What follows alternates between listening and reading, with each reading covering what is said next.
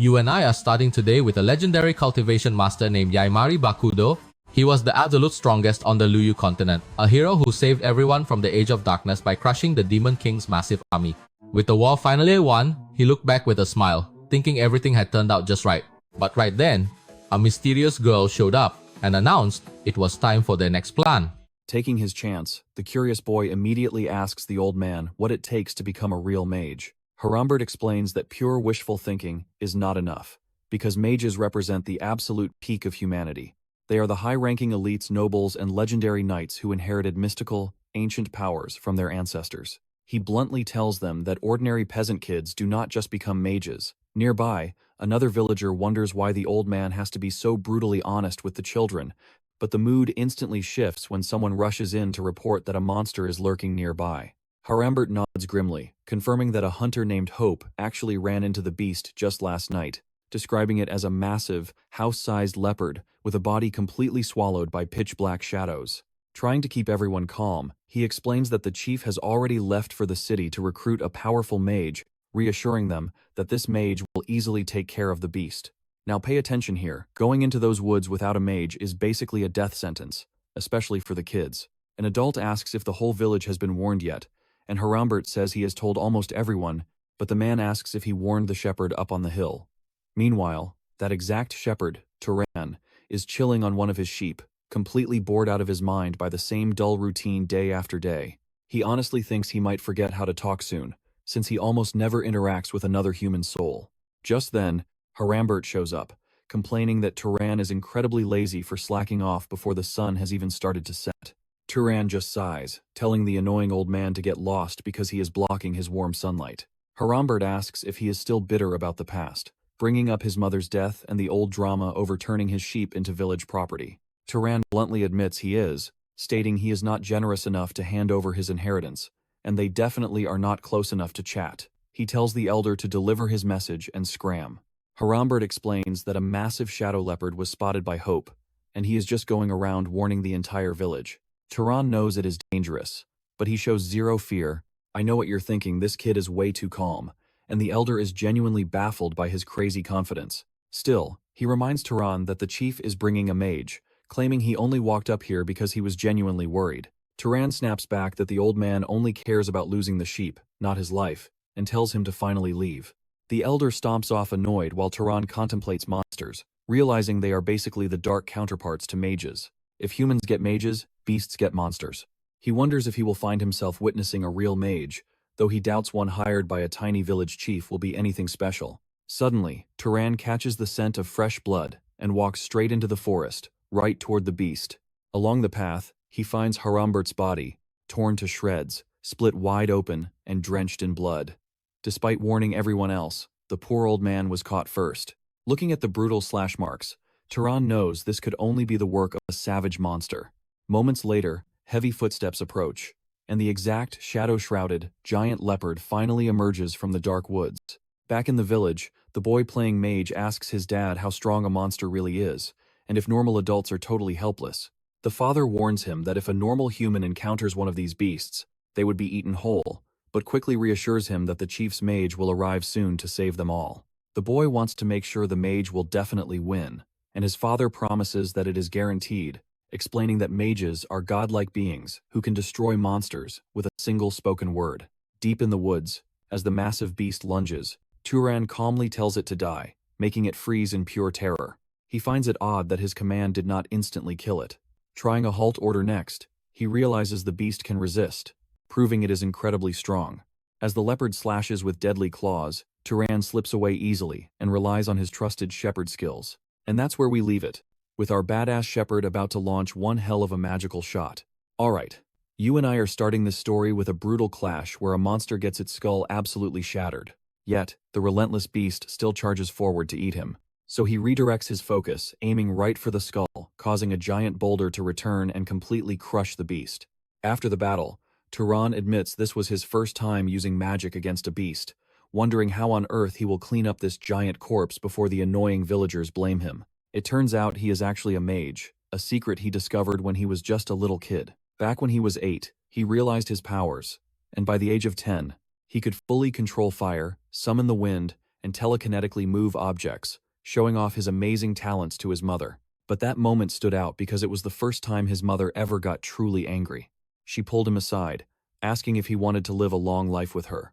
To make that happen, he had to promise never to use his powers in front of others. She explained that people with his gifts are called mages, split into either nobles or proud knights. The nobles descended from an ancient, divine race called the Frasians, while knights came from mixed bloodlines of humans and gods. Still, she warned him to keep quiet because he inherited his powers from his father, who was a legendary knight. In the outside world, cruel and powerful nobles still treated knights like lowly slaves. Because of this, no one could ever discover his mage abilities, and she made him swear to keep it a secret forever. 8 years fly by, and Turan is now a grown man. Watch closely here, he still keeps his promise, with absolutely no plans of ever showing his magic to anyone. However, the very next morning, angry villagers violently bang on his door. They furiously accuse him of murdering old Haram Burke, claiming he shamelessly injured the old man and left him behind to be devoured by the monster. Turan stays completely calm, telling them it actually makes perfect sense for them to think that, since the oldest man in the village just died completely alone, while the youngest outcast lives isolated on a hill. Blaming him is just the easiest way for them to ease their guilty consciences. He even asks who actually sent the old man up the hill. Outraged, one of the angry thugs lunges forward to throw a punch, but Turan easily dodges, thinking how useful magic is in tight spots like this, before immediately retaliating with a hard headbutt. For him, magic is simple, he just has to wish for something, and his mana makes it happen.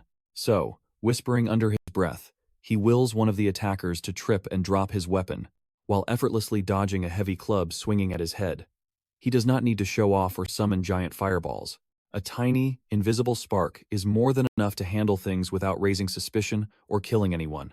You and I both love a good beatdown, right? Well, he effortlessly dismantles these thugs using their own weapons. For 8 long years, he has lived like this, hiding his incredible identity as a powerful mage.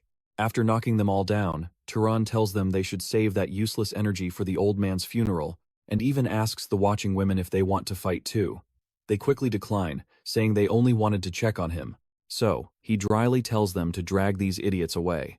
Heading back inside, he knows this is only going to cause more trouble in the village, and they will definitely try to rip him off in their next trade. But he is totally used to it. He just has to push back hard to get a fair price. He figures they will stay away for a while after that beating. But suddenly, another knock sounds at his door. He opens it, completely annoyed, expecting the same villagers, but instead finds a total stranger standing there. The stranger introduces himself as a traveler, and Turan immediately apologizes for his aggressive attitude, explaining he had just dealt with some highly unwelcome local guests. He remembers the polite manners his mother taught him, though he admits he does not always apply them perfectly. He has never met an outsider before, and immediately notices the stranger carries a sword, which is highly unusual here. Even so, he politely invites him inside, asking if the traveler is looking for an inn. Once food is served, Turan mentions he does not have much, but the guest insists it is plenty, shocked that Turan has never left this valley. Turan confirms he was born and raised here, spending his whole life as a quiet shepherd, though the traveler notes his highly polite, refined manners. Turan credits his late mother, explaining she taught him everything before passing away from an illness a few years back. The traveler bows politely, showing deep respect, and thanking him for the warm food and shelter. Turan asks why he came to this isolated village, and the man reveals he is here on a request. Trust me, we have to see what happens next. Let's dive into a village desperately looking to hunt down a beast. The traveler revealed he was a mage, making Turan wonder if this was the person the elder spoke of. The man confirmed it, but looked slightly confused. He admitted he could sense a beast lurking nearby, yet couldn't track it down. Even weirder was how totally calm Turan remained after hearing this unsettling news. Normally, a lone shepherd would be terrified, but Turan just seemed incredibly annoyed by it. Suspicious, the traveler finally asked point-blank who he actually was. Instantly, Turan flashed back to his mother, remembering why he could never let anyone know his magical secrets. She warned him that ruthless nobles used knights like guard dogs, treating them well only to discard them when they became useless. Determined to save him from that fate, she made him swear to hide his magical gifts, especially from other sorcerers. If discovered, mages would tear them apart and force him into absolute submission, a truth Turan never forgot. Think about that, he'd even take a life to protect his identity. Breaking the heavy silence, the traveler joked that keeping quiet would totally ruin his funny setup. Turan flatly shot back that he didn't really have a sense of humor. The traveler quickly apologized for misreading him, and Turan remarked it was his first time hearing a wizard tell a joke. Amused by this response, the man introduced himself as Kiorn, a simple wanderer. In response, Turan introduced himself as just a local shepherd. Later over dinner, Turan mentioned he was turning 18 this very year, and Kiorn casually revealed he was 75, explaining that mages age far slower than normal humans. When Turan asked why he was wandering, Kiorn explained he had served the Badal Arabian clan for 60 years before finally deciding to leave, choosing a life of free travel over being tied down. The two shared a warm, easy conversation, which deeply shocked Turan, who never expected talking to a stranger could actually feel this genuinely comfortable. As the sun began dipping below the horizon, Kiorn prepared to leave, tossing down a silver coin to pay for the warm meal and shelter. Turan thanked him and wished him a successful hunt, but Kiorn laughed, saying they would definitely meet again, since he planned on wandering around this mountain area for a while. By the next morning, Turan was in high spirits, watching his flock, while reflecting on his first real meeting with another magic user, especially one he could actually talk to without keeping his guard up. It shocked him how easily he had opened up, realizing it was far better than any frustrating talk he'd ever had with other adults. Now, pay attention here. Kiorn kept visiting his home, forcing Turan to deeply question his lifelong beliefs. He always assumed magic users were just heartless dogs serving corrupt nobles, but maybe Kiorn was a rare exception. But still, he couldn't bring himself to confess that the hill's beast was actually already dead. Meanwhile, Kiorn kept tracking the monster, hunting down old signs of battle, even though he couldn't detect its magical footprint anymore. During his search, Kiorn eventually stumbled on fresh signs of combat, but with no beast around, he figured another mage hired by the village elder must have already slain it. He didn't mind who got the credit, as long as the people were safe. But then he sensed a bizarre energy approaching. A massive leopard appeared with a mutilated face and a corrupted aura, instantly showing Kiorn it had returned as a deadly specter.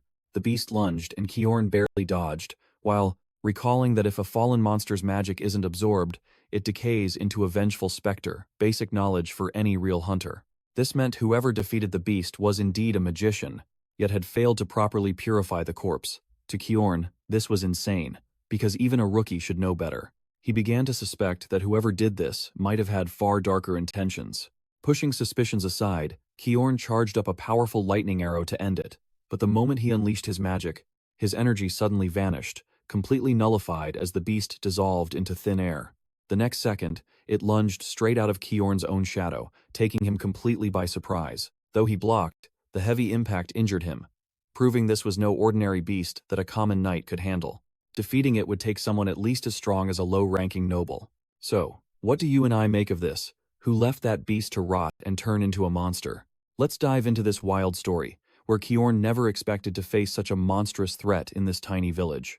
But the world is unpredictable. Standing right in front of him was a terrifying, mutated leopard, now nothing more than a grotesque mass of pure flesh and corrupted energy. Knowing the massive risk, Kiorn made up his mind, if he was going down, he was taking this beast with him. He gathered all his electric mana straight into his hand, waiting for the perfect opening to strike as the creature lunged. He moved instantly, trying to counter its deadly claws with a massive burst of lightning. But right before his attack could land, something violently exploded inside the beast's head twice, putting it down for good.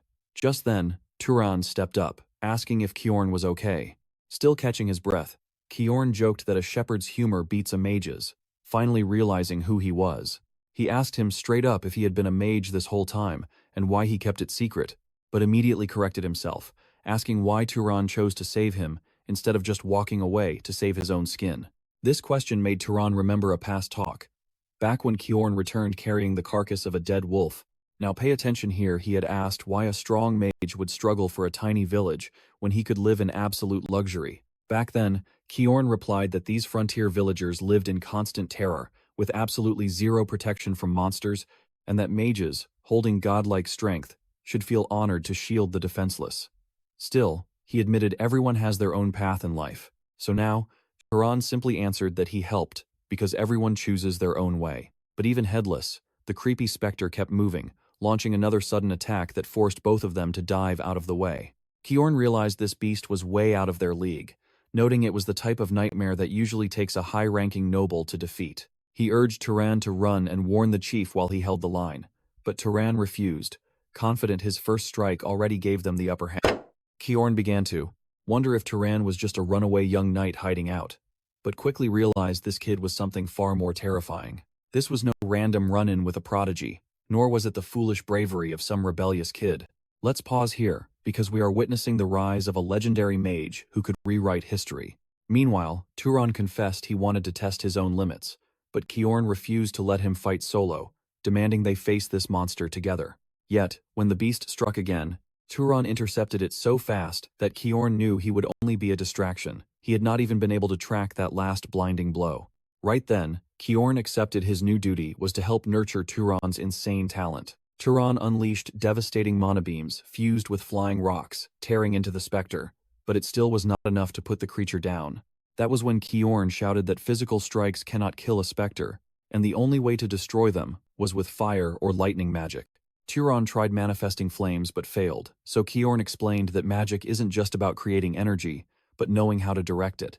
To truly hurt a target, you must establish the perfect chain of cause and effect. Seeing Turan lacked this basic knowledge, Kiorn realized why the previous beast became a specter. Turan had defeated it without knowing how to properly cleanse its residual mana. Still, it was mind-blowing that someone with zero training wielded such raw power. Kiorn ordered Turan not to just summon fire, but to shape it and launch it, explaining that creation is easy, but mastery lies in control. Yet, Turan instantly shaped a flaming sphere wrapped in a fire ring, launching it like a cannonball directly into the monster. The hit set the specter ablaze, leaving it screaming and thrashing in the flames. Kiorn yelled to stay focused and feed the flames with mana until it was completely gone. And after a tense moment, that is exactly what happened. The creature burned to ash and slowly began to fade away, leaving Kiorn stunned that they had actually beaten such a high-tier threat. But he warned that to stop it from returning, they had to absorb the lingering mana. Turan, having never done this before, had no idea how to start. Kiorn explained that he just needed to visualize pulling the energy deep inside himself, and following those instructions, Turan successfully absorbed his very first batch of raw mana. Watching this, a shocked Kiorn explained that a mage's power usually grows incredibly slowly, built up bit by bit from absorbing slain beasts or rivals. And that is where we leave it. This kid has already bypassed ordinary limits, showing a godlike potential that you and I must watch closely. Right after that, Kiorn immediately apologizes for treating Turan like absolute trash, asking which noble house he belongs to. But Turan tells him to shut up and treat his bleeding wound first. Trust me, you're gonna love this kid. While patching up Kiorn's arm, he apologizes again, feeling terrible for being so incredibly rude to someone so amazing. But Turan brushes it off, saying he is just a simple shepherd who does not even know his own father, so please stop treating him like some kind of big shot. Still, Kiorn demands to know why someone with such insane power is hiding out as a shepherd. Turan admits it was actually his mother's wish. She absolutely feared the greedy nobles below the mountain, knowing they would just exploit his gift if they ever found out. Kiorn nods, agreeing that his mother was incredibly wise, since overwhelming power always drags you into conflict, and he mentions a brutal war from 20 years ago between his masters, the Batal Arabian family, and the deadly House Zahar. Thousands perished in that bloody clash, including 900 knights from his own faction, basically a third of their entire army. He lost so many people close to him, like his dear friend Denver, who only wanted to open a laundry shop, and his mentor Hartman, the teacher who always scolded him. Even his wife and son were wiped out in the war, leaving him as the only survivor of his unit. Think about that. Kiorn totally gets why Turan's mother was terrified of his destiny, since a knight's life could be snuffed out so pointlessly. However, he tells Turan that his mother got one thing wrong. His raw talent is not normal. He is not just some average skilled knight, he is something far greater. In fact, his potential is easily on the level of a high-tier noble, maybe even matching the elite among them. But Turan is confused, mentioning his mother always told him his father was just a regular knight. Kiorn explains that genetics can be unpredictable. Sometimes, a noble child is born with almost zero talent, while the kid of a common knight can inherit godlike potential. It is a rare miracle where a commoner's child possesses abilities that easily outclass the highest nobility. Because of that, he suggests it is finally time for Turan to leave this lonely hill and explore the world, since humanity still desperately needs powerful protectors to conquer and master this untamed realm. He explains that in the past, ancient, monstrous races were driven away by the gods, and they are still waiting for the perfect chance to reclaim their peak power. Yet instead of pushing their limits, The greedy nobles and knights just keep fighting stupid civil wars, spilling their own blood. And let's be real, this broken world desperately needs someone like Turin. He asks if the boy is truly happy just tending sheep. Turin counters, asking what he would even gain out there. And Kieran says it completely depends on his deepest desires, whether it is wealth, fame, limitless power, or even real friends. Staying hidden on this isolated mountain makes getting any of those things completely impossible. He tells Turin to imagine traveling the lands, slaying terrifying beasts to protect innocent lives, charting undiscovered lands, or even getting adopted by a noble house to seek ultimate power. Escorting Kieran outside, Turin quietly admits that hearing all this sounds way more exciting than just watching over sheep, and for the very first time, a spark of curiosity lights up inside him. Kieran worries he might have hyped up the world too much, but smiles and promises to root for the kid no matter what. Then, realizing he forgot, Kieran asks what kind of special lineage ability Turin possesses. The boy has absolutely no clue. So Kieran quickly explains that these are legendary traits passed down from ancestors, specifically the Frisians, which is the main thing dividing nobles from knights. He asks if there is any unique spell or strange power Turin finds incredibly easy to cast. Turin says he is just really strong, but Kieran laughs it off every single night, and noble uses mana to boost their physical power. So the boy mentions his sharp sense of smell and his talent for throwing stones, and Kieran nods, noting that this might actually count as a special trait, since crazy projectile skills are common among the Bedouin Arabian, though it is not super rare. But hearing more details, Kieran freezes in shock.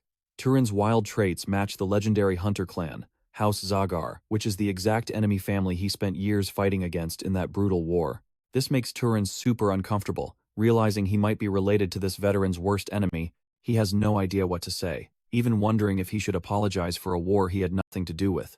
Kieran tells him to stop worrying, because he was just a kid back then. And that, guys, is where we leave it today. Alright. You and I are about to see if blood really must be paid back with more blood. Still, Turin asked him if he really had no regrets about telling him to leave. Kieran admitted there was a huge risk, since seeking power would probably lead Turin straight to House Zagar. Yet, he trusted the boy, remembering how Turin saved his life despite knowing the dangerous secret he carried. To Kieran, if someone like Turin climbed high in House Zagar, he might actually prevent another brutal war. Ultimately, Kieran said there was no need to overthink it right now. But Turin made it clear his mind was already made up. He was going down that mountain, but only after Kieran was fully healed.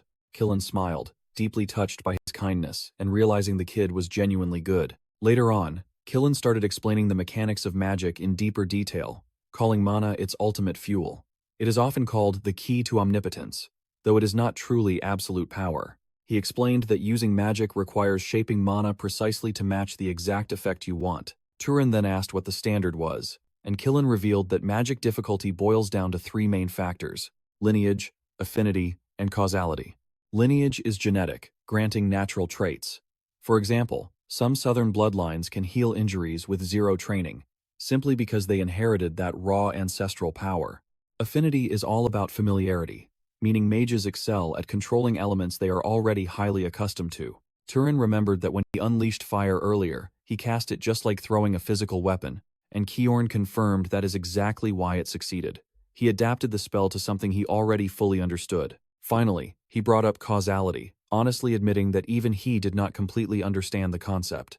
Now pay attention to this question. What if Turin tried to kill someone using raw mana directly? The boy imagined a beam of light shooting from his head, and Kieran explained that is what happens without a logical cause for the effect. He explained that when an outcome is highly unlikely, you must construct a logical pathway to make it happen. Turin realized that simply wishing someone dead with pure mana would never be enough to kill them. He needed to create a medium, like conjuring and throwing fire, which feels far more natural than forcing a direct effect. Kieran smiled, impressed by his quick understanding, jokingly suggesting the kid might make a better scholar than a mage. Eventually, Turin mentioned that while he could easily control normal animals, he did not get why magical beasts were so different. Kieran explained, it is because those creatures have their own internal mana. Hearing all this, Turin realized magic was way more complex than he ever imagined.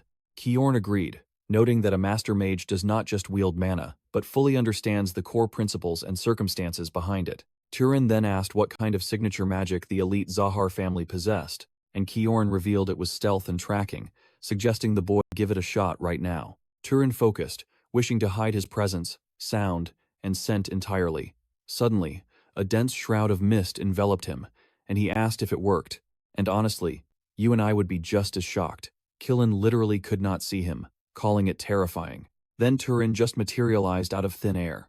Kjorn admitted he had not seen that ability in ages, emphasizing how terrifying it truly was. He explained that during the Great War, this exact stealth power was what the Knights of Battle Erbjorn feared above all else. Turin thought the skill was totally broken, but Kjorn warned him that even this power was not invincible. Following that, he started teaching him basic methods of magical training. Turin questioned if it was wise to teach all this to a boy who might belong to an enemy house. But the veteran replied that Turin saved his life and nursed him back to health, proving his trustworthy character. Later on, Turin told the village he was selling his sheep and leaving. This outraged the villagers, who demanded to know who would tend the flock if he just abandoned them. Turin coldly told them to find another shepherd, stating that whatever he chose to do with his own property was none of their business. He made it crystal clear that he expected a completely fair price for his entire flock. If not, he would set them all free and let the villagers try to chase them down themselves. The chief knew Turin was a man of his word, realizing it was definitely not worth the risk of provoking him. So, he paid up and let him leave. Turin set off alongside Killen, asking if he still owed any compensation for his help. Killen replied that he expected absolutely nothing, since it was Turin who actually defeated the beast. And that is where we leave them, embarking on separate paths. Stick with me, you and I are about to watch Turin start his epic journey after Kjorn politely declines to travel together. Kjorn tells him to take care, and Turin promises they will meet again, staring at the old man's fading figure for a long time. Only later did Turin finally understand why he hated the old knight speaking so formally to him. His mother loved him, but deep down, he always desperately craved a true father figure, a role model to show him what kind of man to become. Keeping that memory close, Turin continues his journey. Traveling through deep canyons in a harsh, deadly desert, he spots a group ahead, assuming they are just merchants moving between local villages. So, he walks up and asks for the nearest city. One traveler points back, saying he just needs to go the opposite way to reach the city of Mur. Turin thanks them and prepares to leave, but a shady man blocks his path, demanding some sort of payment in return for the valuable information they shared. It immediately becomes clear that these merchants are actually ruthless bandits.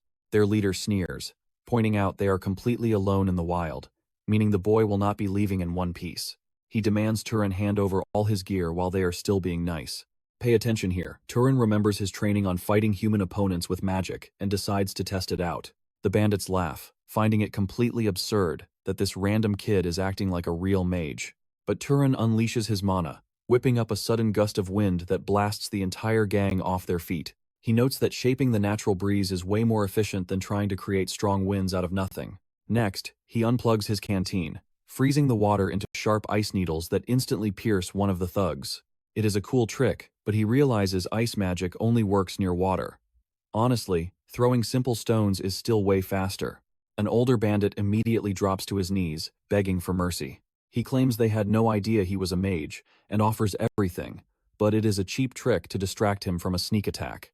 With a casual gesture, Turin summons sharp sand spikes from the earth, wiping out the entire group instantly. The final bandit surrenders, and Turin asks why they would blindly attack someone who might turn out to be a mage. The coward replies that Turin looked totally harmless because he bowed his head and acted polite, like a regular weakling. Turin realizes this is a vital lesson for his journey. The thug begs to be spared, but a deadly droplet of water is already hovering directly above his head. He recalls Charon warning him that, while he will meet good folks, he must never show mercy to trash like bandits who hurt others for easy cash. Turin understands the logic completely.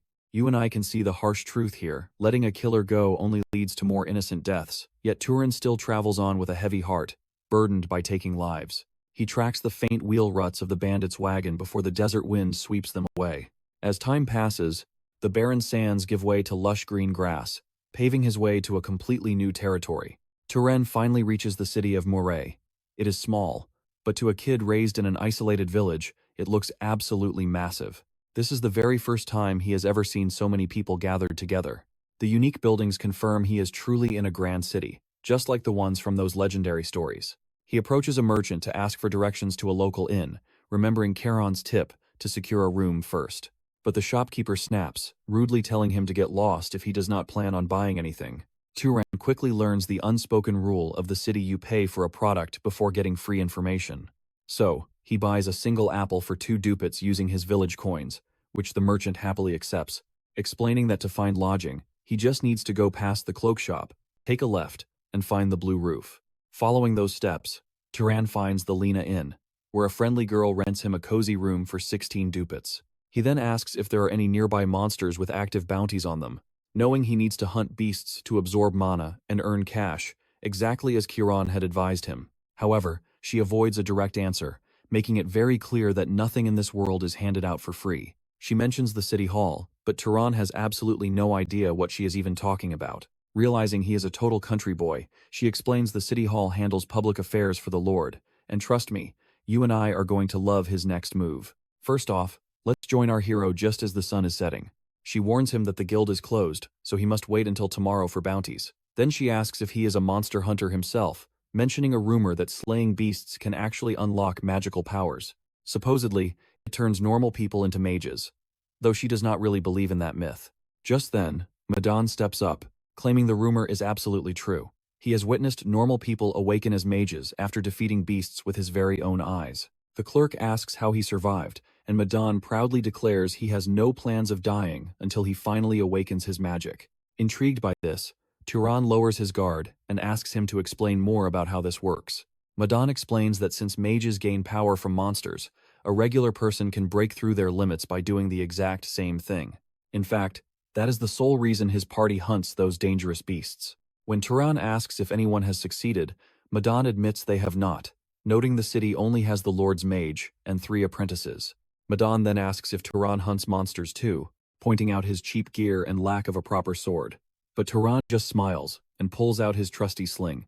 Seeing the heavy wear, Madan realizes he uses it often and notes it could easily take down smaller targets. Seizing the moment, he mentions his squad needs a ranged fighter and invites Turan to join them, but Turan politely declines the offer, seeing absolutely no reason to tag along with them. He is still trying to process his crazy day, hardly believing he actually left his home village behind for the unknown.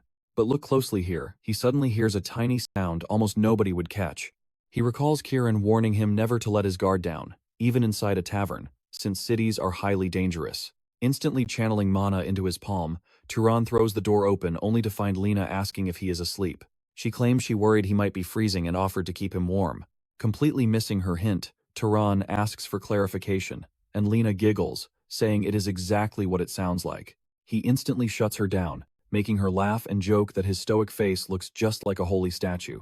Turan then remembers another crucial piece of advice to always stay wary of maid services, since they could carry illness or lead to deadly traps. After kicking her out, he realizes city life is incredibly tough, where even simple chats and basic information require you to pay a price. It is a cold, brutal place indeed. Moments later, he overhears quiet voices whispering out in the dark hallway and recognizes Madan. The squad members are questioning why their boss tried to recruit Turan, calling him totally useless. But Madan explains the kid reminded him of his younger self, and seeing his simple weapon made him feel protective. He figured that if the kid joined them, he would actually stand a chance of surviving. His crew mocks his soft heart. But overhearing this makes Turan realize that some city folk actually have a soul. Bright and early the next day, he heads over to City Hall to apply for monster hunting. Now pay attention to this. He knows the world will only respect him if he displays his raw power as a mage. The clerk slides over a quest document, warning him that he can only read it here and must return it. The target is a dangerous bird with razor-sharp blade wings. If Turan slays it, he has to bring the corpse back and purify the lingering mana. Otherwise, the dead body will turn into a specter. Leaving a monster corpse behind is a major crime that can literally get him executed under city law. Turan already knows the rules and has no plans to mess up. He asks why the local knights do not handle this work, and the clerk explains they are simply too busy. Their main duty is keeping peace inside the walls, leaving the dangerous outside hunting to independent warriors like Turan. As Turan walks out, the clerk mutters that they will be bringing his corpse back next, but he is completely wrong. In no time at all, Turan walks right back in with the dead bird. The staff are totally shocked by his speed, especially since the valuable blade wings are still perfectly intact. Once he asks for his hard-earned bounty, an official quickly hands over a heavy sack of silver coins. But Turan stands his ground, asking if there are more monster bounties available. This completely shocks everyone, making them wonder where he gets his energy. Later that night, he sits in the tavern feasting on the absolute finest meals, brought directly to him by Lena. And that is where we leave things today. She never imagined he could slay 30 beasts in 3 days and get rich. You and I are about to see Turin chase something way bigger than money he is after the monster's mana. He could feel his strength exploding after all those recent hunts. His mana had multiplied since meeting Kaorn. Even so, he knew he was hitting a wall, a ceiling he could never break past by just bullying low-level trash mobs. While they grabbed food, Lena joked that despite his lean build, he could really pack it away, making the owner smile. But just as Turin finished, a few thugs from Madan's crew showed up to start some trouble, demanding to know why he ate solo, and hinting that since he was getting rich, he should share the wealth. Turin was not having it. He slapped the guy hard, telling them that is their charity. He easily slipped the next swing and flattened him too. The first thug tried to swing again, but Turin blocked it and landed a clean counter. Lena jumped in to break up the fight. Soon after, Madan came by to apologize face to face, promising those idiots had been disciplined and it would never happen again. He admitted they were flat, broke, and jealousy got the better of his men after seeing the kid make bank. He forced his crew to bow and apologize, which they did. Turan asked if things were truly that rough, and Medan confessed it was not quite rock bottom yet, but within 3 days, they would not even afford their rooms. Hearing this, Turan tossed him a heavy pouch of gold, calling it payback for the genuine concern Medan had shown him. Medan was completely confused, asking how he even knew about that, but Turan brushed it off, saying nothing in this world is free. In exchange for the cash, he wanted solid information. Grinning, Medan said he could absolutely help with that, and told Turan to ask away. By dawn, Turan was heading out for his final hunt in the area. With Medan's intel on the next town ready, it was time to pack up. In the end, Turan got way more than he ever bargained for. Realizing Medan was actually a truly decent guy, he lacked Karen's deep experience, but that made his warmth feel more real. Walking through the woods, though, Turan suddenly caught a weird scent. Following the smell, he stumbled right onto the corpse of one of Medan's crew. Now pay attention, because the trail leads to a total nightmare. Everyone, including Medan, is dead. A dying survivor gasps that a monster rabbit did this. And right there, the beast was still actively feasting on a corpse. This thing was massive, dwarfing any beast he had faced here. Suddenly, it lunged, ripping a whole tree out with its teeth, but Turan managed to slip away just in time. It was blindingly fast, so he whipped out his sling, channeling wind magic to launch a devastating barrage of high-speed stones. But the beast was built for ranged fights, shattering the rocks before they could even connect. The monster charged forward like an angry bull, but when it closed in, Turan was completely gone. He reappeared right behind it, burying a dagger deep into its neck. The beast tried to counter, but Turan kept teleporting and slashing until the giant rabbit was entirely exhausted. Ultimately, it bled out and collapsed. With the threat neutralized, Turan absorbed its mana, realizing this power pool was massive, far eclipsing any normal beast, and even eclipsing that giant leopard. Stunned, the survivor asked if he was actually a mage hiding his true power. Avoiding the question, Turan asked if the fallen men had family to receive their belongings. The man shook his head, saying their leader was all the family they had. This brought back memories of Medan telling him about Oren, a massive nearby city home to a legendary library holding thousands of ancient books. But there was a catch: only certified mages could enter. Right then, Turan decided Oren was his next stop. Let's pause a moment to appreciate him burying the bodies and wishing Medan peace wherever he is now. Soon, he was waiting in a massive line of travelers, secretly laughing at how easily he had been impressed by that tiny, quiet town of Murai. But stepping into Oren, he was totally blown away. The crowds were insane. He never expected such a massive line, with guards thoroughly searching everyone for hidden criminals. Once he reached the front, a guard blocked him solely because of how he looked, scoffing at his filthy clothes and telling him to wash up before coming back. After getting cleaned up, Turan stood before the towering library Medan spoke of. The massive structure radiated an intense, heavy presence, feeling totally built on magic. As he walked up, he told them he wanted to enter the archive, but the guard barked that only mages enter. Turan claims he is one, but the guard laughs him off. You and I know he is about to prove them wrong. So, we are starting with this guard trying to test our main character's mana. See, mages recognize each other through their energy. But when Turan releases his true power, the guard is absolutely stunned. He literally drops to his knees, realizing this guy's magic is on par with a high-ranking noble. Mesa, a guard of House Rugvaltis, introduces himself and asks for Turan's family name. Turan asks if that is a requirement to pass, and Mesa quickly says no, but using the library requires the Lord's permission, so he offers to send word immediately. At first, Turan feels disappointed. He expected a simple entry, but instead, he gets treated like royalty, washed by maids in a giant bath. Embarrassed, he tells them he can wash himself, but the maids insist they will be severely punished if they do not attend to their guest. With no choice, he gives in. Once dressed in formal noble attire, even the maids are completely stunned by how good he looks. Another voice chimed in, joking that he went from looking like a beggar to a literal prince. It is Azula, the beautiful young lady of the house. Turan introduces himself, and she immediately asks which family he belongs to. Now, watch closely here. He plays it cool, raising her curiosity before she suddenly unleashes her mana, and he matches her instantly. Their magical pressure is so intense that the nearby maids would have collapsed if they were not shielded from the shockwave. When the dust settles, Azella is seriously impressed and playfully asks if he wants to marry her. Turan is left speechless as she laughs it off as a joke, but as she walks away, Turan notices his hand is shaking. Her magic power was just as strong as his, maybe even stronger, which is crazy for someone her age. Later, he is summoned to the office of Lord Rugvoltus, the city ruler, who directly asks if he wants to use the library. He notes that many travelers flock to Orin, hunting for rumors of lost ancient magic, but warns him that no such secrets exist in this place. Turan calmly replies that he is not searching for that. Rugvoltus says he won't stop him anyway, as the archives hold no state secrets, but points out that it is already getting late. He advises Turan to return tomorrow, and Turan gladly agrees, promising to remember this generous gesture. The next morning, his access is granted, and you and I finally get to see the legendary Sky Library. The name is spot on, as the massive tower rises straight into the clouds, with sunlight pouring down from the ceiling. Right at the entrance, he is greeted by a surprisingly young librarian. Despite her age, she firmly explains that, by the Lord's direct orders, she must lay out the rules. Turan wonders if this kid is really in charge, but she just carries on with her explanation. Rule number 1 is simple: pay for any damage. Rule number 2, no books can ever leave the building. Absolutely no borrowing. On top of that, she warns him that she will be watching his every move.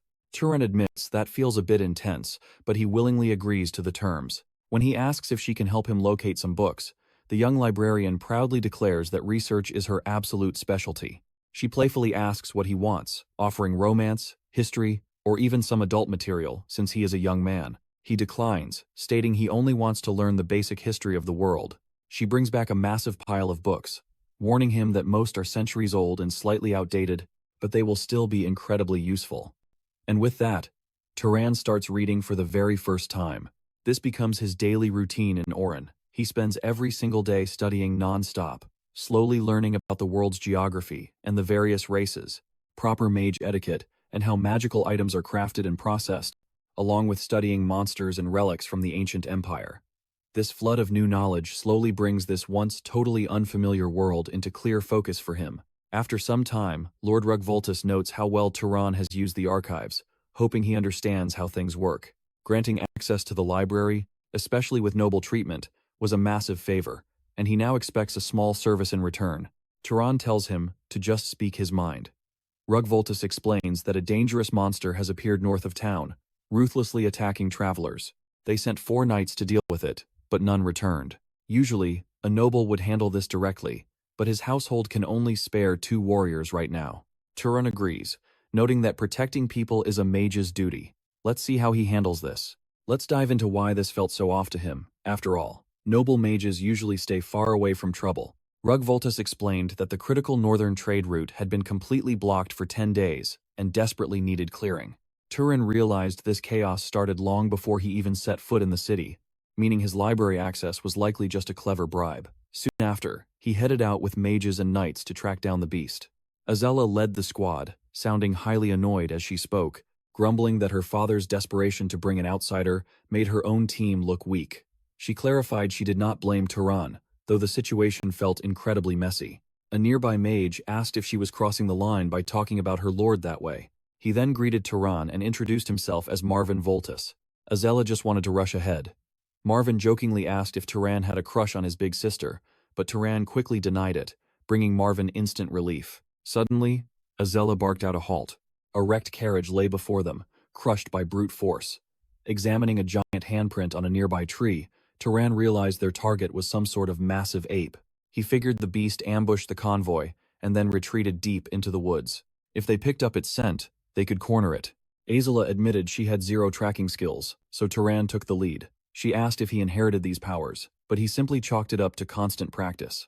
Locking onto residual mana from a ruined carriage item, he tracked the beast directly to a nearby river, where it had probably washed off to break its trail. Azula doubted if. Now watch closely before they can even debate its brainpower. The beast shows up right behind them. An enormous gorilla-like ape started chucking massive boulders, instantly crushing several poor knights to death. Turan dove out of the way, spotting something far worse. The Volta siblings were using common knights as meat shields. It triggered a memory of his mother's advice. Azula immediately ordered a strike, but the beast was escaping. Its speed was unreal, outrunning the nobles. Turan loaded his sling and unleashed a projectile with terrifying power, drilling straight through the monster's heart. Yet, the beast still clung to life, prompting Azula to finish it with a roaring flame serpent that reduced it to ash. Turan recognized this as the signature magic of the elite Voltus family. The surviving knights breathed a sigh of relief, despite heavy casualties. Azula admitted she felt a cold sweat when Turan's projectile whizzed past her. Meanwhile, she and Marvin escaped without a scratch, leaving Turan to observe the messy aftermath. Though casualties were low, most of these injuries were completely preventable if the guards hadn't been thrown in harm's way. Remembering that high-tier mages possess highly reinforced bodies, you and I both know that's messed up, considering they had the defense to survive on their own. Marvin Valtis asked if he was okay, but Turan claimed he was just deep in thought. Right after, Azula declared it was time to harvest the beast's residual mana as a group. Turan recalled books stating that sharing a mana pool doesn't lessen individual gains. While the siblings hit their threshold almost instantly, Turan kept taking in energy. His natural magical control was far superior. Azula watched in awe, noting he hadn't hit his ceiling despite holding power matching a high noble. Riding back, Marvin cheered that they would have failed without Turan. From tracking the beast to landing that shot, Turan downplayed it, mentioning he actually made a silly mistake by failing to realize the creature also possessed sensory skills. A bit confused, Marvin asked him to elaborate. Turan explained how a beast's traits always dictate its special abilities. For instance, its massive hands and eyes showed it could throw heavy weapons and track targets from miles away. Marvin was amazed by his quick deductions, but Turan simply credited it to the bestiary books inside the library. Marvin laughed that the old library was totally abandoned. Azula agreed, admitting she checked it out once but gave up because the texts were too complex. Turan politely suggested she could ask the librarian to guide her to some simpler reading material. Azula gave him a weird look, asking which librarian he meant, since that post was empty. Back alone, Turan returned to the archives, realizing his slip-up was a massive oversight. And that's where we leave it today, in a world where anyone else would bow down and call him your nobility. Alright, you and I are about to see Turan realize something super weird. How did this little librarian girl know his name? She smugly points out he's pretty slow, since she just peeked at his license and read his name right off it. She also brags that absolutely nothing inside this library ever escapes her sight. When Turan asks what to call her, she reveals she has no name, telling him to pick whatever he wants, even suggesting a cute nickname. But Turan plays it safe and just calls her Miss Librarian. She finds his sudden politeness pretty funny, pointing out that he was basically ordering her around just a few minutes ago. Turan completely denies it, quickly begging her to back off because she's getting way too close for comfort. Next, Turan asks if she's some sort of ancient mage, but she shocks him by explaining she's not even human, but rather some kind of spirit. She explains that if a soul lives inside a biological body, it becomes a living spirit. If it takes over a corpse, it's a spirit of the dead, but with no vessel, it's just a pure spirit. For her, she's actually part of the library itself, and this cute body is just a projection to talk to him, like a reflection. Curious. Now watch this. Turan steps up and literally thrusts his hand right through her stomach, making her whine about how annoying it is since she can't fight back.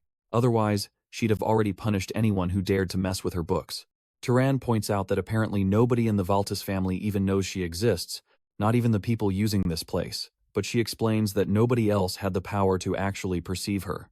Her creator made it so only someone with a special, powerful lineage could ever see her. Since only Turan can, she calls it totally romantic. Confused, he asks what kind of bloodline she's talking about, and she reveals it's a legendary lineage of mages. Naturally, Turan asks if she can sense anything specific about his own bloodline, pleading for details, but she tells him to ask his parents. When he reveals he's an orphan, she offers to inspect him directly, though she'll need to thoroughly scan his body. Feeling totally creeped out, he begs her to stop talking like that. But before he can react, she ignores him and shoves her hand straight into his chest, effortlessly using her spiritual form. With their souls linked, she immediately senses some highly unusual traits hiding deep within his blood. She detects the powerful bloodline of a pursuer. You and I both know the legendary Zahar hunters. But get this, she also finds a second, sealed bloodline mixed inside him, which is actually super common when two distinct lineages clash. As he gains more and more power, that hidden bloodline will naturally awaken. This makes Turan realize his mother must have been someone incredibly special. Way too elegant and educated to be some ordinary peasant girl, maybe even descending from some legendary noble house, even if her family powers had completely faded over the generations. Now that he fully understands his supernatural companion, Turan starts making the absolute most of his time inside this massive library. Instead of just reading silently, he constantly grills her for deep answers on various topics. Amazingly, she even knows everything about lost or heavily looted books that aren't even on the shelves anymore. She teaches him fundamental science, explaining how microscopic germs are actually the true source of deadly diseases, how decay happens when bacteria consume dead tissue, and even complex ideas like how light bends through water, the heat created by friction, and how living bodies heal themselves after getting hurt. Armed with these mind-blowing facts, Turan begins testing things out, starting with decay. He lightly taps an apple, causing it to rot instantly, shocking even himself. He realized standard magic could eventually do this too, but actually grasping the science behind the rot lets him use way less mana, pushing his magic to an insane new level just by changing his perspective. He realizes the elite families probably keep this scientific logic secret just to maintain their power, because if every mage learned this, the nobles would lose their massive advantage. She completely agrees, noting that this secret greed perfectly explains why humanity's magic has been getting weaker and weaker over the generations. Eventually, Turan decides it's time to go, especially since the master of the house is making it clear his welcome is officially worn out. The librarian begs to tag along, but her spiritual body just slips right through his, as she realizes she's permanently bound. When he asks if there's any way out, she sadly admits she's stuck. She desperately begs him to stay, promising to take amazing care of him, but trust me, our boy isn't falling for it. Stick with me. She explains that this continent holds many divine legacies, including other ancient spirits just like her, and advises him to seek them out down the road, as some might possess secrets and knowledge far greater than her own. Turan promises he will come back to see her. She pretends not to care, but he playfully notes that there are still plenty of books left here for him to read. With that, Turan leaves Oren behind, suddenly recalling a crucial detail. According to the map he uncovered in the Grand Library, the vast Enhill Desert home of the Zahar family lies directly to the east. He sets off toward the desert to search for clues about his missing parents, traveling leisurely to explore the lands and understand the region much better. He camps under the stars, hunts monsters, and harvests their mana, believing that any surviving clues of his family would not vanish after 18 long years. But during his peaceful journey, Turan suddenly stumbles upon a bizarre and violent situation. An enormous horse, a majestic beast of burden, was fiercely guarding its fallen master from two attacking dark elves. Surprised by the creature's immense power, the elves wonder how a simple pet can fight so hard, prompting one to suggest creating a quick opening. Watch closely now, as they chant forbidden magic, using vile necromancy to summon dark, vengeful spirits. Watching from the shadows, Turan hesitates to intervene, wondering if the man deserved the attack. But he soon realizes these dark elves are savage, cannibalistic monsters. Disgusted by them, Turan decides to step in, masking his presence while finding an opening. The moment the elves are distracted, one of their heads suddenly explodes, causing their summoned spirits to instantly dissolve into nothingness. The surviving elf quickly shields herself with her remaining ghouls, deflecting his next strike, and immediately commands her spirits to hunt down the unseen attacker.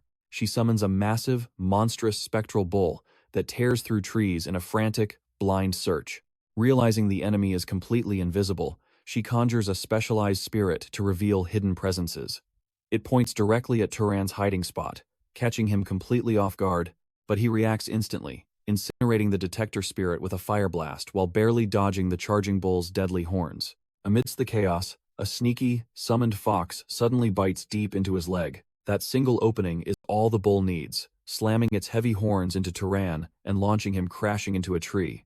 You and I both know how annoying, arrogant villains are, she laughs, taunting him that he will soon beg for death. But before she can strike, the giant mare blindsides her with a devastating charge, delivering a crushing blow directly to her skull, completely overwhelming her with brute force. Still, the battle rages on as the masterless spirits aggressively swarm the brave mare, catching her completely off guard. In that brief moment of distraction, Turan, despite his agonizing injuries, uses his sling to fire a precise stone shot that hits the dark elf dead on. With her life extinguished, the summoned monsters crumble into harmless shadows and fade away. The mare stands safe, but Turan is on the verge of death, barely clinging to consciousness from his severe wounds. Even so, the loyal beast walks over, showing deep gratitude to her savior.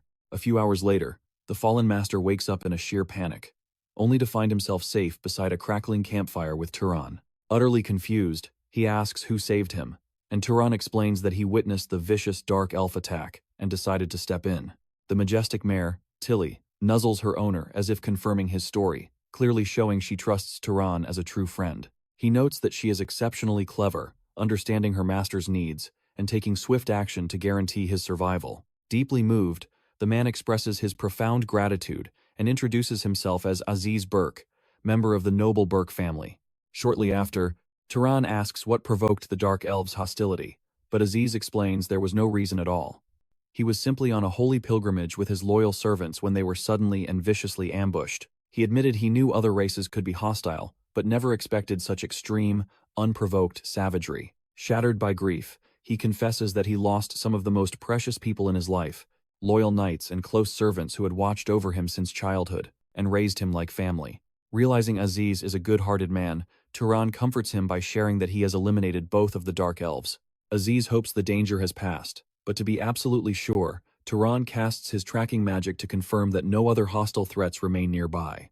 By next morning, they lay all the fallen victims to rest. Aziz sadly notes that he wishes he could bring them home, though he knows that is impossible right now. And as we wrap up this chapter, we leave Turan receiving heartfelt thanks from a deeply grateful, grieving ally. You and I both know that for a noble, crying over sacrificed subordinates is seen as total weakness. That cold mindset actually came straight from his father's harsh teachings. He taught him that those falling in battle join the gods in the celestial palace, so mourning is just weakness. A real noble keeps moving forward. But Aziz Burke admitted that if being strong meant feeling absolutely nothing when losing someone close, he would never be strong. Turan gently replied that it was not weakness, but real kindness. Touched by this, Aziz suggested they drop the formal speech, since they were traveling together and looked around the same age anyway. Just like that, they became true friends, with Turan promising that he would always have his back from now on. Later, while taking a break, Aziz showed off a magic refrigerated box packed with food from the last city. Turan found the frozen interior really unusual, and Aziz explained that it keeps food fresh for a week without issues, as long as you heat it back up before eating. He then showed off other wild magic items, like a water dispenser that works at a single touch, a wooden shelter that builds itself, and a security alarm, and even his own clothes, which could clean themselves automatically. Turan found it all highly impressive. Now check this out. Magic gear like that is super rare, so Turan says the clothes alone are enough payback. But Aziz completely disagrees, promising to give him an even greater reward once they get home, even if he has to forge it himself. Even better, he points out that nothing compares to Turan's abilities, having witnessed him cast all kinds of different magic on their trip, like controlling beasts, freezing, levitating, bending liquids, physical buffs, glowing light, and binding enemies. Curious, Aziz asks if he spent his whole life training or if he possesses some legendary bloodline talent that lets him master every single spell. Turan replies vaguely, saying, "It just naturally happened," and reminds him of their deal to keep their pasts secret. Aziz jokes that such power is basically a cheat, then asks how old he is. Judging by his looks, he guesses he is under 30, maybe around 80 at the absolute most. Then Turan drops a bomb on us he is not even 19 yet, totally blowing Aziz away. Aziz says he is 43, laughing off the 24-year gap. Then he realizes he should have put the pieces together sooner, especially after Turan defeated those two necromancers, praising the fact that a genius of his caliber actually exists. When asked, Aziz admits they are not on the same level, but he does know a similar prodigy, a second cousin of his. Turan immediately asks if they can request a magic item from her, but Aziz explains she belongs to the main family, not his own side branch. He reveals he is talking about the princess of Badal Arabian, the girl destined to lead their entire powerful clan in the future. Unlike normal clans, succession here is never guaranteed to the leader's own child, since a much stronger heir from the same generation could always challenge them. Regardless, this princess was born with such crazy talent that just 10 years after awakening her powers, she mastered bloodline magic in all forms of combat, gaining the clan's full backing. Her raw mana is already reaching the level of their elite elders. Turan wonders if she had some secret help, and Aziz confirms that she definitely did, explaining that she inherited immense power from a deceased great-uncle, though others got a share too. This makes Turan realize exactly why these massive noble clans managed to stay at the very top of the food chain. Soon, Aziz announces their arrival as they reach the majestic plains of Decane, the heart of Badal Arabian. From there, they ride straight toward Zabulin, the Burke family's home territory. As they arrive, Aziz's mother rushes out in a panic, and seeing them hug makes Turan seriously question his age again. Moments later, his father steps up, telling him to watch his manners and greet his mother with proper respect. Aziz then introduces Turan as his traveling companion, a trusted new friend from the south who risked his own life to save him. He makes it absolutely clear that without Turan, he would have never made it back alive. His worried mother asks what went wrong, so he explains the brutal ambush by the dark elf necromancers. And that is where we leave them, with a furious mother ready to wage absolute war. Stick around for next time. Stay with me as his father calms her, warning they are being watched. Moments later, the father asks Turan about his noble house, but Turan admits he has absolutely no clue where he belongs. Turns out, his mother was a regular commoner, and he never even met his biological father. This completely shocks Azizberg, who had no idea about his savior's tragic past. Turan shrugs it off as nothing, but Azizberg's mother insists on rewarding him properly. After all, he saved her beloved son, and the legendary Burke family always pays their debts. Even so, hosting a random stranger in the main estate is a huge security risk, so they offer him the city's top luxury hotel instead. Azizberg hates this cold reception, demanding to know why his savior cannot stay under their own roof. His mother apologizes, explaining that a highly VIP guest is currently visiting, meaning they cannot let unvetted strangers roam around the property.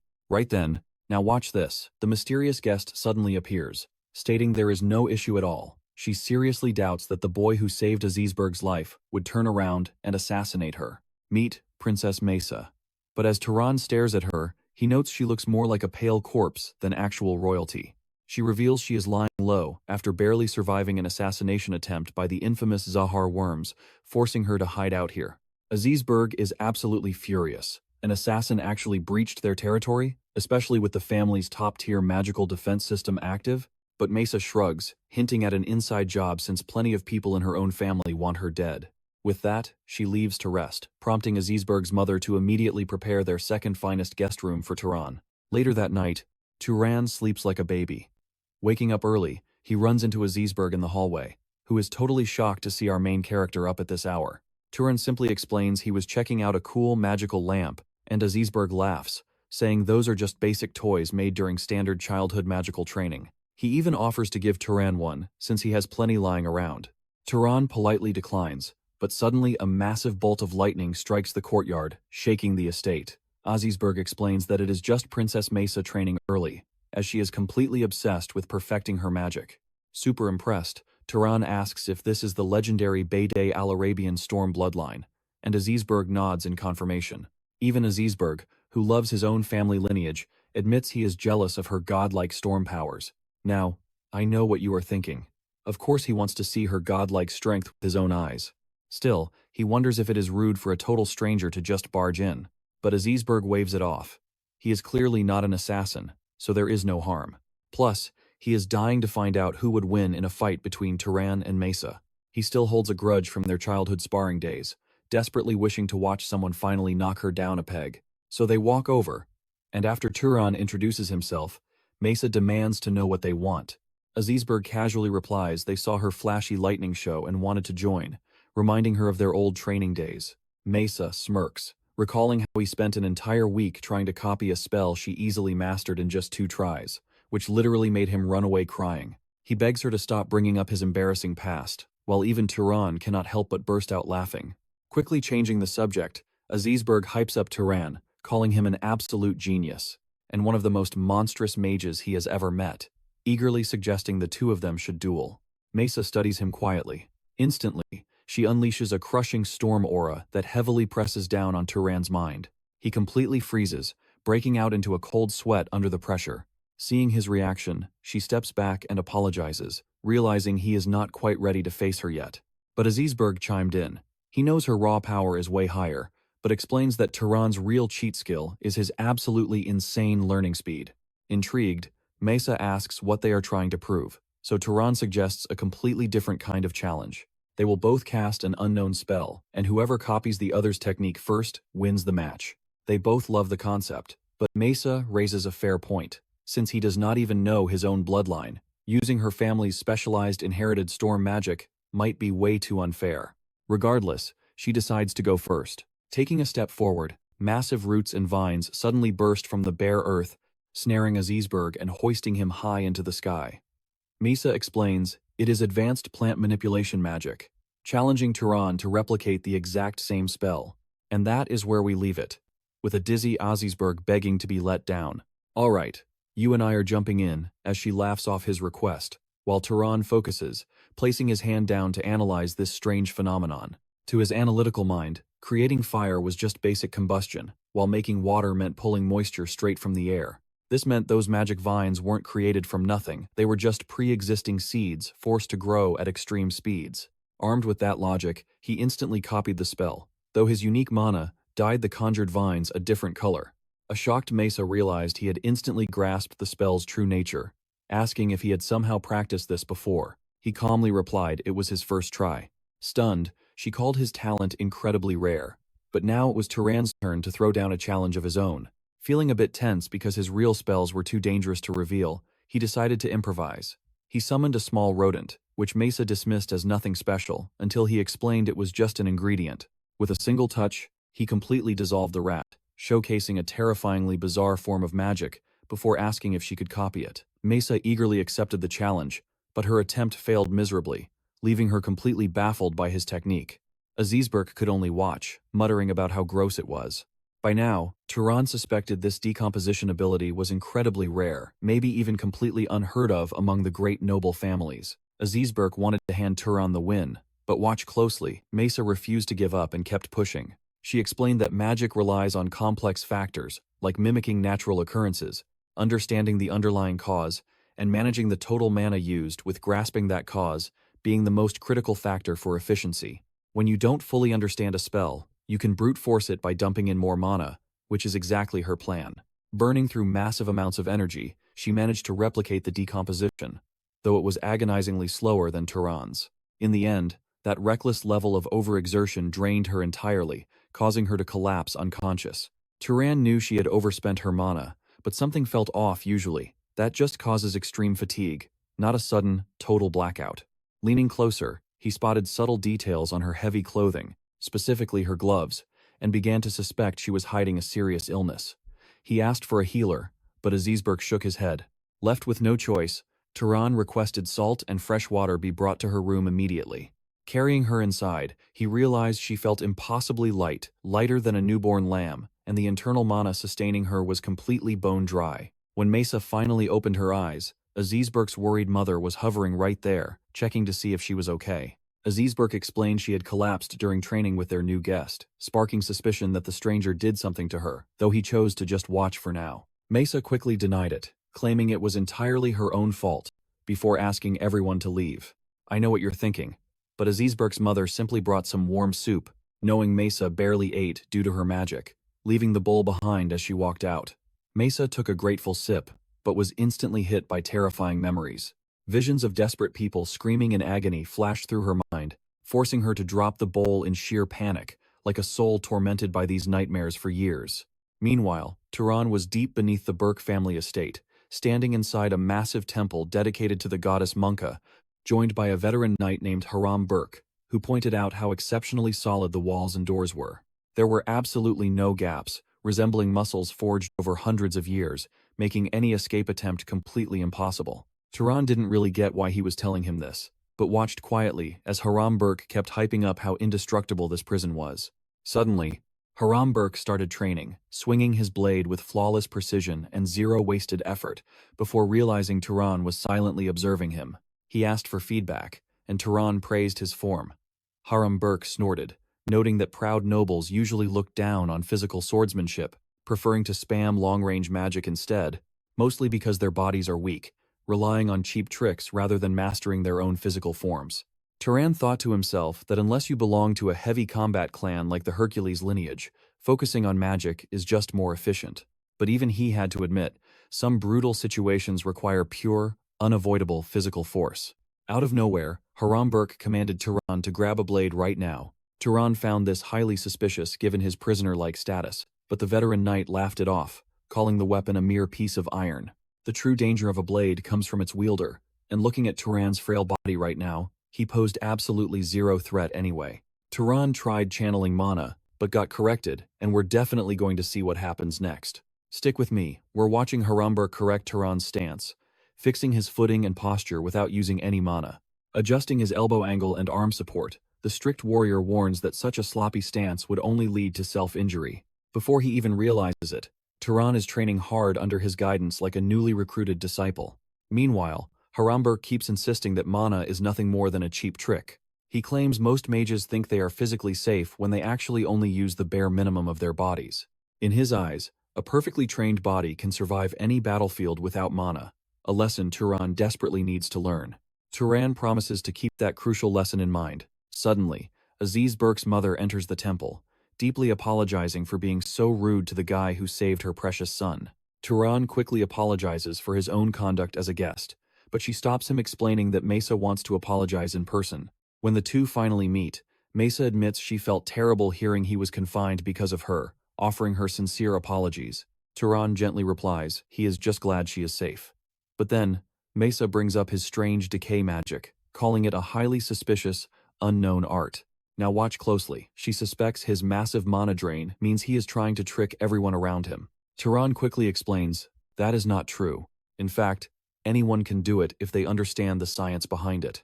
Mesa calls his bluff, asking if he will teach it for free, because, without showing the trick, nobody will believe it is not bloodline magic. Though Turan says he does not care about winning or losing, she refuses to let it go and proposes a direct deal.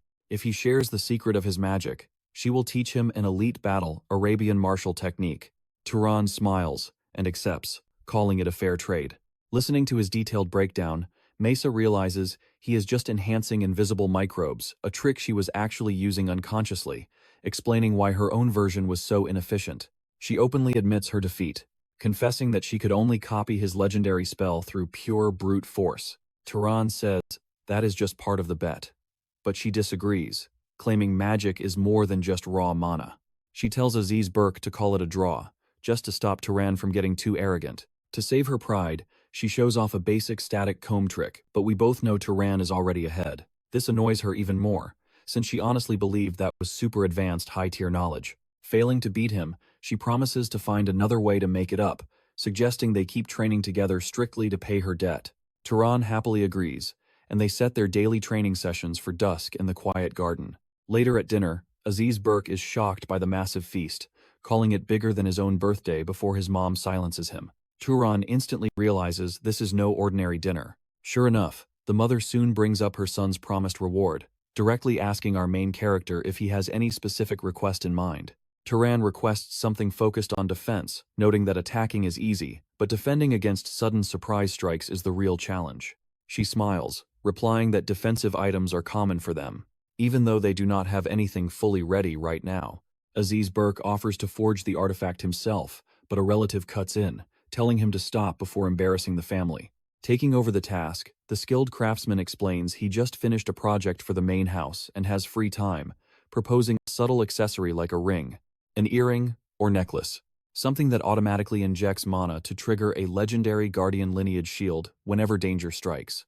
Estimating it will take 1 month, Aziz Burke's father speaks up, saying he hates boasting about his children, but he proudly reveals that Marvin's skills rival a family head's, meaning Turan is getting a top-tier, god-level custom artifact. Turan is deeply grateful, but wonders if this is too much. The mother quickly reassures him, saying anything less would deeply insult the value of her son's saved life.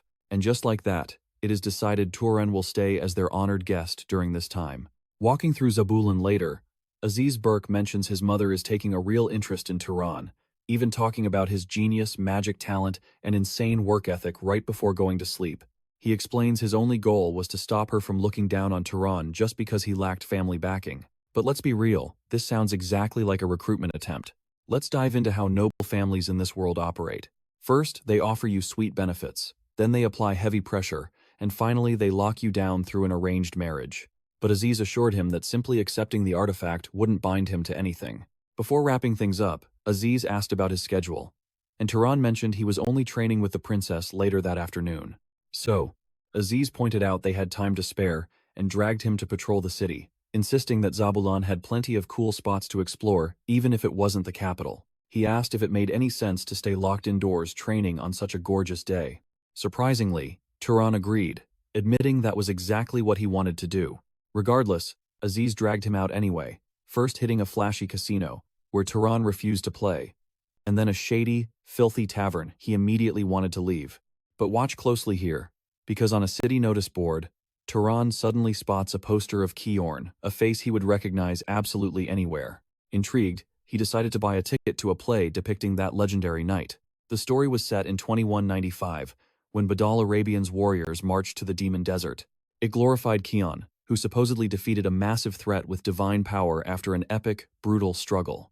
As the crowd roared with applause, Aziz asked if it was worth the hype, and Turan gave a simple nod. Secretly, it made him remember how humble his master was, always claiming to be just a regular knight. He resolved to ask his master the truth if they ever crossed paths again. The next morning, Turan woke up to find Haram Burke hovering over him, asking if he had rested well in that body. After confirming he felt fine, Turan asked why the old man was in his room. Haram explained he had noticed massive potential in Turan's body the previous day and invited him to train, lecturing him that laziness never builds strength. Real warriors are forged in fire, adding that Turan could only decline if he was too weak to try. Naturally, Turan accepted the challenge. He figured active training beat sitting around doing nothing. Just then, Aziz walked in to find his uncle waiting, and Haram declared he was taking the guest for a workout. He even taunted his nephew, asking if he wanted to train that frail body of his too. Aziz noped out immediately. He claimed he was exhausted and bolted, leaving Turan totally confused, though trust me, you and I will understand why later. Soon, Turan was doing brutal push-ups with heavy weights on his back. Haram barked at him, asking if he could feel his muscles screaming, warning him not to let physical pain dominate his mental resolve. By the time he finished, Turan was completely drained, but Haram merely shrugged. He reminded him that, as a mage, he was lucky to only do this once. A normal physical body, even with regular training, always weakens over time and needs constant testing, whereas a mage's body can stay perfectly preserved like steel, all thanks to their mana, giving him absolutely no time to rest. Haram asked if he was ready for round 2, and although Turan protested it had only been seconds, the old man insisted his body was already good to go. He then started teaching hand-to-hand combat, making Turan's daily life inside the Burke family compound completely brutal and intense. Every single morning, he broke his limits training with Haram. By sunset, he was practicing high-level magic with Mesa, squeezing in social time with Aziz in between.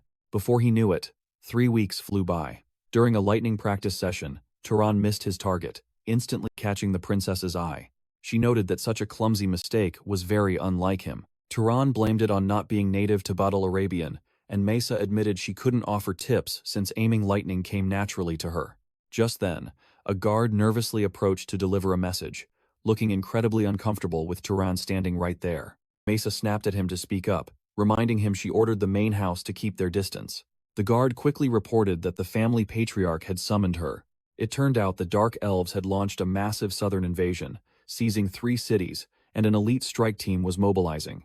Hearing this, Turan realized the Dark Elves had finally made their move, while Mesa immediately prepped to leave, reminding him she still expected full payment for the decomposition magic he showed her. She then asked if he knew where electricity actually flows. Stay tuned. You and I are about to see a wild training arc, starting when she offers to wipe his debt clean if he can master a secret technique of Badal Arabian. She explains that whenever a person sees, feels, or smells anything, tiny electrical signals shoot straight to the brain, which decodes the data and orders the body to react and move. Turan struggles to grasp this at first, but soon connects it to natural laws he once read about in old library books. Mesa asks what happens if magic speeds up those electrical currents, leading Turan to realize his perception and reflexes would skyrocket. She absolutely loves his quick thinking, joking that he might actually make a great scholar. Curious, she puts him to the test. Turan shuts his eyes, visualizing raw current flowing inside him as he uses mana to accelerate the signals. The moment it works, the entire world seems to freeze in slow motion, but the immense strain triggers a brutal headache, instantly breaking his concentration. Mesa points out he was way too reckless with his mana, and because of this sudden pain, adapting right now is going to be incredibly tough, but with enough practice, he will master holding this state for much longer. Turan realizes this secret technique is worth far more than the simple favor he originally offered, but Mesa calls it a smart investment in his obvious talent, promising to collect her debt once he learns even crazier magic in the future. With that, she rushes off to her mission. Days later, in the central city of Morgaine on the vast Daikin Plains, a massive crowd gathers to witness the grand departure of Badal Arabion's elite knights and mages, turning a dangerous dark elf hunt into what looks like a massive, celebratory parade. Aziz Burke watches the spectacle with awe, suddenly spotting Mesa riding among the ranks, and waves excitedly at her until his father snaps at him, demanding he show some dignity fitting of a high noble family. Suddenly, the legendary head of the family steps forward, and Turan immediately whispers to Aziz that the man looks dangerously pale, questioning if he is seriously ill. Aziz whispers back that he heard old rumors about a brutal battle against the leader of House Zahar that left their patriarch scarred, but since that was ages ago, his frail look might just be old age catching up. Even so, the legendary Badal Arabion raises his hand and summons massive, churning storm clouds that swallow the entire sky and blot out the sun. Now pay attention, he rallies his forces to march forward, reminding them that this terrifying might is their ultimate shield. Fierce thunder shakes the heavens, lighting up the entire area with blinding, crackling bolts of electricity. Despite his frail and sickly state, Badal Arabion unleashes a storm covering the entire region, showcasing magic that sits at the absolute peak of what humanity can achieve, igniting a fire in Turan to one day reach those exact same godlike heights. Later on, the Burke family elder presents Turan with a mysterious, ancient artifact. Now, watch closely, he explains that wearing this raises his defenses, and channeling mana into it elevates his physical resistance to the level of elite guardian nobles. But there is a catch, the mana drain is massive, so he cannot keep it active for very long. Turan is stunned to realize an artifact of this caliber is incredibly rare, even among the legendary great noble families. Shortly after, Aziz's mother approaches Turan and asks if he would like to formally join their prestigious house, but Turan politely declines, explaining that while he is deeply honored, he has too many personal goals to tie himself down to one single place. She completely understands, admitting Aziz told her all about his wild adventures, making it clear why a free spirit like him would hate being tied down. Turan promises he will never forget their warmth, declaring Aziz and the entire Burke family as his lifelong allies and truest friends. When the time comes to leave, Aziz and Haram Burke are waiting to send him off, and Haram presents him with a specialized magic dagger, simple in design, but incredibly sharp and virtually indestructible, earning a respectful bow of gratitude from Turan. Moments later, Aziz tosses a magical cloak over his shoulders, teasingly recalling how Turan envied his stylish gear, and explains this special fabric repels dirt and self-heals from minor damage. He hands him a matching shirt and trousers, making sure Turan knows he views him as a true brother, not just a savior who rescued his life, but for the unforgettable memories they shared, which helped Aziz master magic and rethink his life. And that is where we leave them, with Turan heading east to begin a brand new chapter. Alright, you and I are jumping right in, as Aziz Burke warns Turan that the waves toward Carmen are far too deadly for sea travel. Turan knew he had to face those waters to reach Zahar, but he kept that detail to himself. Still, Aziz smiled, saying a stubborn guy like him would survive anywhere, and told him to return safely to pay off that cloak. Soon, Turan was back on the road alone, suddenly dashing forward like a rocket and leaving a crowd of travelers in his dust. He bolted across different terrains, quickly reaching a dense forest. But right then, he caught a heavy scent of smoke in the air, smelling like a massive fire nearby. Following the scent, he discovered a burned-out village, with charred bodies tied to wooden posts, a truly gruesome sight. He figured it was a brutal bandit raid, since it was highly unlikely that dark elves had penetrated this far into the territory. As he searched around, Turan spotted an untouched trapdoor inside a ruined house, and opening it, he discovered a terrified little girl who instantly panicked. He tried to soothe her, explaining he was a friend who wanted to help, and gently asked her what had happened there. She whimpered that a mage had killed everyone before passing out, but thankfully, she was just exhausted from being trapped, not badly hurt. He decided to carry her to safety, but watch closely, because the second he climbs out, a woman aims a deadly ice arrow straight at his face, commanding him to kneel, accusing him of burning the village, slaughtering the people, and taking the child hostage. Right at that moment, other knights surrounded him with ready fire magic. Even though Turan tried to explain it was a big misunderstanding, things quickly spiraled out of control, and they fired. Ignoring the risk to the kid, the heavy blast struck Turan directly. But as the smoke cleared, he stood completely unscathed without a single scratch, absolutely stunning his attackers. Turan realized he had just been forced to use that defensive artifact way earlier than planned, making it crystal clear that this was no ordinary item. The shocked archer stared, trying to figure out what kind of barrier magic he had used. Meanwhile, Turan patiently stated once more that he was not the one who attacked the village, insisting it was all a mistake, and coldly warning them that if they strike again, he won't just stand there. Hearing this, the archer looked closer and finally noticed that the little girl did not have any injuries, which, as you and I can see, made absolutely no sense. She introduced herself as Bisan, admitting that their story did not quite add up. Still, she demanded to know why she should trust him when everything looked so suspicious. Turan simply suggested they ask the girl once she woke up, since she saw the real culprit. Intrigued, Bisan asked for details, and he told her the little girl had blamed a mage, though she passed out before explaining further. Bisan then revealed they had been hunting an elusive arsonist, a rogue mage who had been destroying remote villages for several months, binding the villagers and burning them alive, leaving absolutely zero survivors, making it impossible to even know if the culprit was a man or a woman. Once the young girl woke up, she confirmed the killer wore a red cloak and had a beard, resembling a burly lumberjack, which made the knights look at Turan and realize their massive blunder, since he was completely clean-shaven. Embarrassed, Bison and her crew apologized, admitting they had jumped the gun and lowered their weapons. Turan quietly thought that even some nobles let their intense sense of duty blind their common sense. Still, he respected that their main focus was protecting the helpless kid. He then asked if their mission was to catch the killer, and Bison nodded, explaining that spotting someone lingering at a fresh crime scene made them think they had caught him red-handed.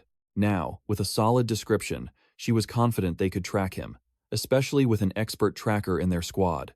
Curious, Turan asked if the tracker was from the Zahar family, but Bison shook her head. She belonged to the Carmen family, arriving from Yabisha alongside various loyal vassal clan members. She added that the tracker's lineage had historically crossed with nobles of the elite Zahar family, which awakened a truly special tracking lineage. Finally, Bison pleaded with Turan to help them hunt down this rogue mage, offering a handsome reward or her own mana to boost her merits. Turan inquired about the culprit's strength, and Bison replied he was easily at the level of a high noble, since he slaughtered entire villages guarded by elite knights without leaving a single survivor. Trust me, this was exactly the kind of battle Turan loved. Alright, you and I are jumping right into a moment where our main character needs a real challenge, since beating weak roadside beasts won't help him grow. So he agrees to help, but makes one thing clear first.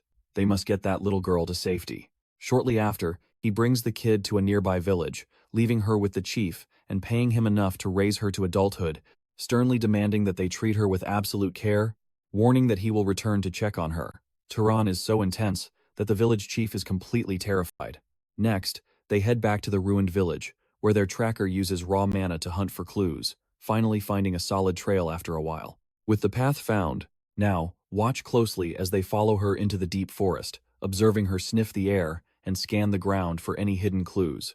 Turan asks how this tracking stuff actually works, and she explains she started with footprints before hitting the main highway, where she tracked the smell of ash, knowing the killer probably hasn't changed his dirty clothes since the fire. Turan is seriously impressed by her elite skills, realizing he didn't find anything earlier because the guy left absolutely zero tracks behind. Eventually, she signals that they've arrived, and the squad stops right outside the mouth of a dark cave. With Bazin and Turan leading the charge, they creep inside, as the tracker whispers that someone is definitely in there.